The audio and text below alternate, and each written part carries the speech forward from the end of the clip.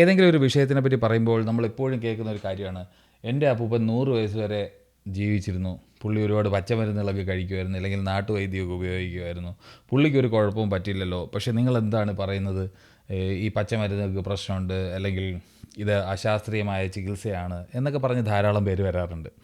അവരെല്ലാവരും പറയുന്നത് അവരുടെ മുമ്പിലുള്ള തലമുറകളെല്ലാം വളരെ നന്നായിട്ട് ഈ പറഞ്ഞ പച്ചമരുന്നുകൾ അല്ലെങ്കിൽ ചിലപ്പോൾ നാട്ടുവൈദ്യമൊക്കെ ചെയ്ത് അല്ലെങ്കിൽ ഹോം റെമഡീസൊക്കെ ചെയ്ത് വളരെ കാലം ദീർഘമായി ജീവിച്ചിരുന്നതാണ്.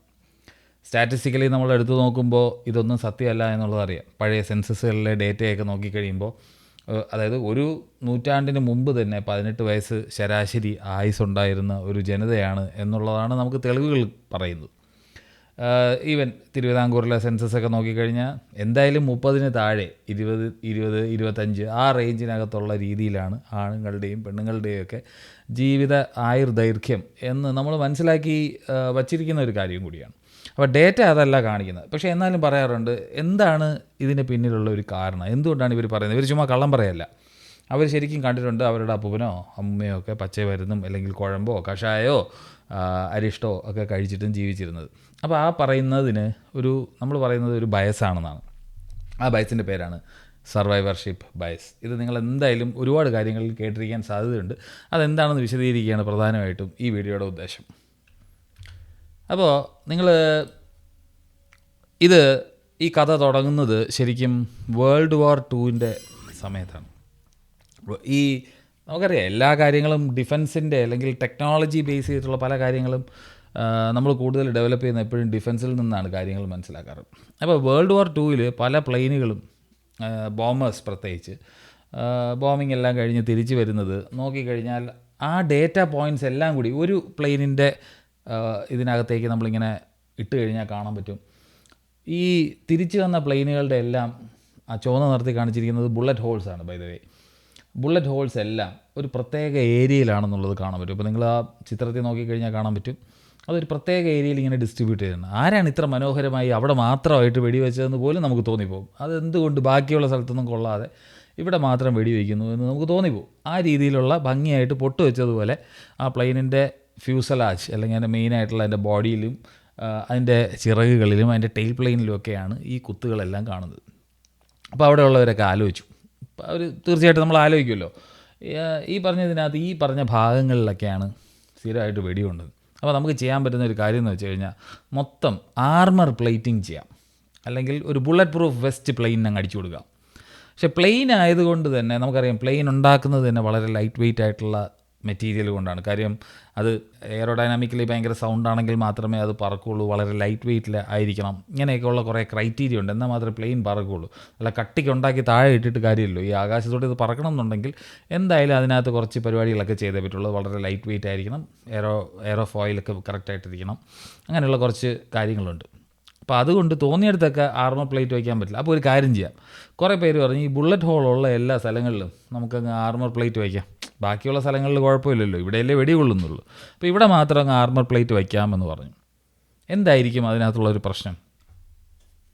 ഇതാണ് അത് അവിടെ സംഭവിച്ചത്. ഒരു കൂട്ടം ആളുകൾ പറഞ്ഞു will need heavier armour where they are getting hit most. അവർ വിചാരിച്ചത് ഇവിടെ മാത്രമാണ് അങ്ങ് വെട്ടിക്കൊള്ളുന്നത്. അതാണ് നമ്മൾ നോക്കുമ്പോൾ ഒരു പാറ്റേൺ പോലെ കാണാൻ പറ്റും.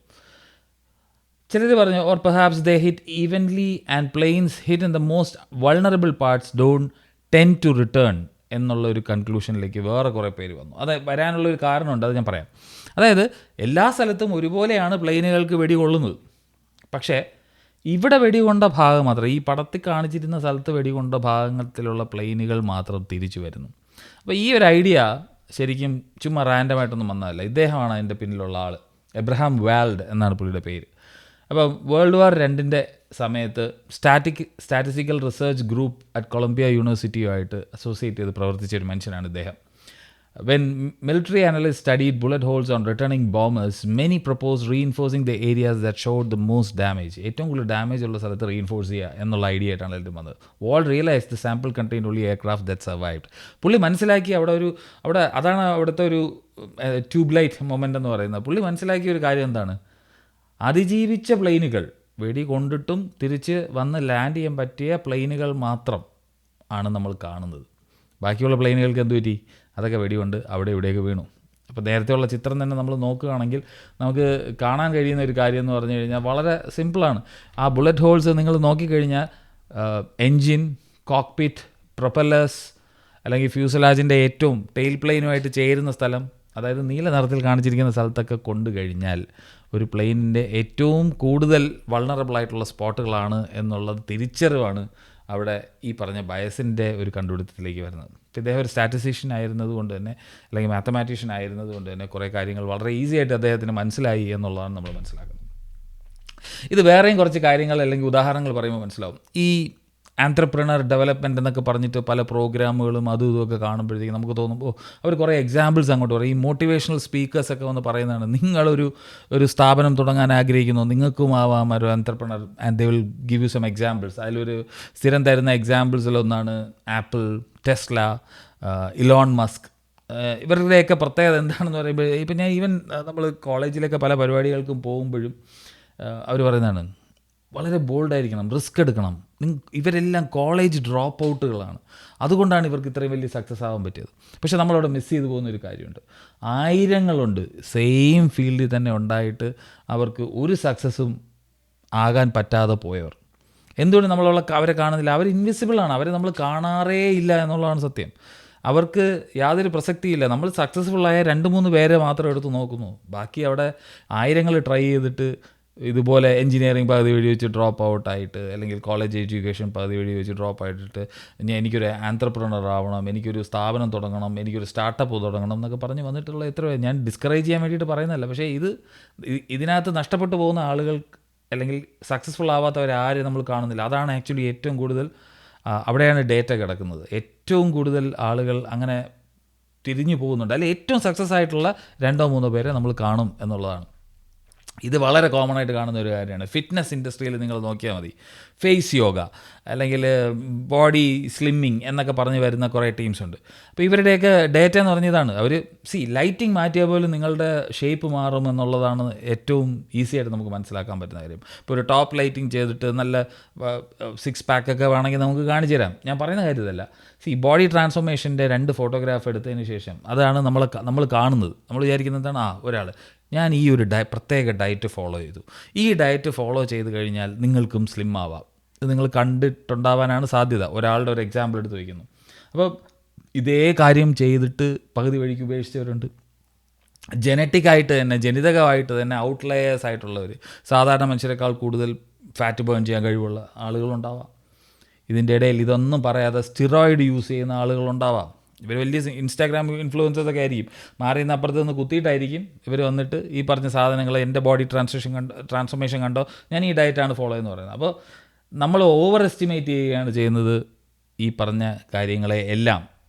ഇവിടെ ശരിക്കും ഈ ഡയറ്റ് ഫോളോ ചെയ്തിട്ട് കിട്ടാത്തവരെ നമ്മൾ കാണുന്നില്ല, കാണുന്നത് ഈ പറഞ്ഞ 1-2 പേരെ. ഇത് വളരെ ഈസി ആയിട്ട് നമുക്ക് റിലേറ്റ് ചെയ്യാൻ പറ്റുന്ന ഒരു എക്സാമ്പിളാണ് ട്രേഡിങ്. എല്ലാവരും ഒരു സമയമാകുമ്പോഴത്തേക്കും ഭയങ്കര ഇൻട്രസ്റ്റ് ആണ് ട്രേഡിങ്ങിൽ, അത് ഭയങ്കര ലാഭമുള്ള ബിസിനസ്സാണെന്ന് പറഞ്ഞ് ഇറങ്ങിത്തിരിക്കുന്നതാണ്. അപ്പോൾ ക്രിപ്റ്റോയിൽ നിന്ന് ഇത്രയും പൈസ ഉണ്ടാക്കി, ഞാൻ ഇത്തവണ മാർക്കറ്റിനെ അടിപൊളിയായിട്ട് ബീറ്റ് ചെയ്തു. പക്ഷേ ഇതിനകത്തുനിന്ന് പൈസ പോകുന്ന മെജോറിറ്റിയെ പറ്റി നമ്മൾ കേൾക്കാറില്ല. Most active traders underperform simple index funds. നമ്മൾ നോക്കിക്കഴിഞ്ഞാൽ അറിയാവുന്ന ഒരു കാര്യമാണ്.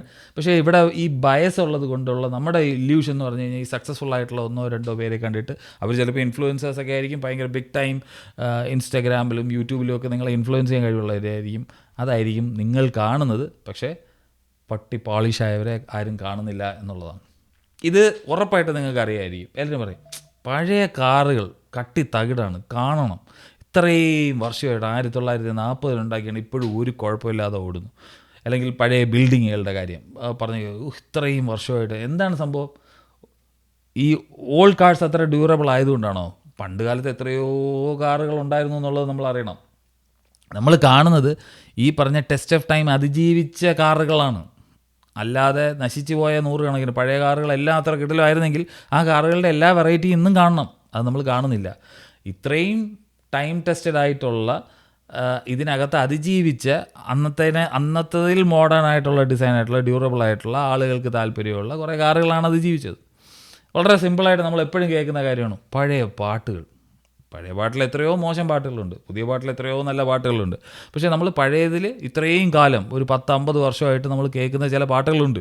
ആ പാട്ടുകളൊക്കെ നല്ല പാട്ടുകളാണ്, പക്ഷേ അന്നുണ്ടായിരുന്ന മോശം പാട്ടുകളൊന്നും നമ്മൾ കേൾക്കുന്നില്ല. അതിൽ നിന്ന് നമ്മളൊരു തീരുമാനത്തിലേക്ക് എത്തുകയാണ് പഴയ എല്ലാ പാട്ടുകളും അടിപൊളിയായിരുന്നു എന്നുള്ളത്. ശരിക്കും എന്താണ് സംഭവം? അതിനകത്ത് കൊള്ളാവുന്ന അതിജീവിച്ച പാട്ടുകൾ മാത്രമേ നമ്മളിപ്പോൾ കേൾക്കുന്നുള്ളൂ. കൊള്ളാത്ത പാട്ടുകളെല്ലാം പോയി എന്നുള്ളതാണ്. ഇത് സിനിമയുടെ കാര്യത്തിലാണെങ്കിലും പുസ്തകത്തിൻ്റെ കാര്യത്തിലാണെങ്കിലും ഒക്കെ ശരിയാണ്. ഇവിടെ എല്ലാം വർക്ക് ചെയ്യുന്നത് സർവൈവർഷിപ്പ് ബയസാണ്. അപ്പോൾ എന്താണ് ഞാൻ ഇതിനകത്ത് പറയാൻ ഉദ്ദേശിച്ചത്? ഇതാണ്, the most important data is often the data that's missing. നമ്മൾ കാണാത്ത ഡേറ്റയാണ് ഇതിനകത്ത് ഏറ്റവും ഇമ്പോർട്ടൻ്റ് ആയിട്ടുള്ള ഒരു ഡേറ്റ.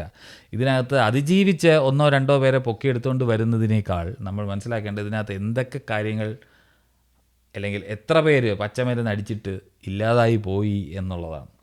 എന്നാൽ മാത്രമേ നമുക്ക് സർവൈവർഷിപ്പ് ബയസ് എന്താണെന്ന് മനസ്സിലാവുള്ളൂ. ഇത് പലർക്കും മനസ്സിലാക്കി കിട്ടാൻ ഒരു ഇച്ചിരി ബുദ്ധിമുട്ടാണ്. അതുകൊണ്ടാണ് ഇത്രയും വിശദമായിട്ട് പറയേണ്ടി വന്നത്.